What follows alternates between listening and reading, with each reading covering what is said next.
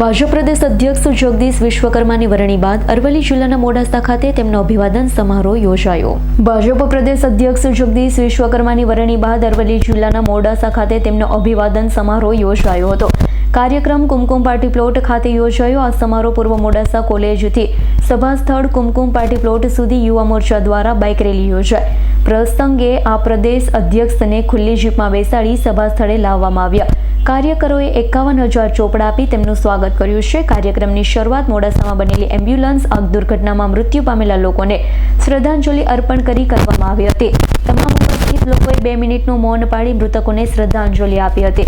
પ્રમુખ તરીકેની પસંદગી બાદ પ્રથમ વખત અરવલ્લી જિલ્લાના પ્રવાસે પહોંચેલા જગદીશ વિશ્વકર્માએ સભા સ્થળે પહોંચી સાધુ સંતોના ચરણ સ્પર્શ કરી આશીર્વાદ મેળવ્યા। જાહેર સભામાં પ્રદેશ સંગઠન કાર્યકર્તાઓની ભૂમિકા, આગામી વિકાસની દિશામાં સરકારની પ્રતિબદ્ધતા અંગે સંબોધન કર્યું છે। કાર્યક્રમ સ્વદેશી અભિયાનનો સંદેશ જનમાનસ સુધી પહોંચાડવાના ઉદ્દેશ્ય સાથે યોજાયો હતો।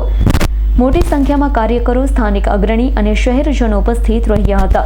આ પ્રસંગે પ્રદેશ ઉપાધ્યક્ષ રજની પટેલ, પ્રદેશ અગ્રણીય ઋત્વિજ પટેલ, રાજ્ય સરકારના મંત્રી પીસી બરંડા, ધારાસભ્ય ભીખુસિંહ પરમાર અને ધવલસિંહ ઝાલા, સાબર ડેરીના ચેરમેન શામળ પટેલ સહિત જિલ્લા અને તાલુકા સંગઠનના અનેક કાર્યકરો ઉપસ્થિત રહ્યા હતા।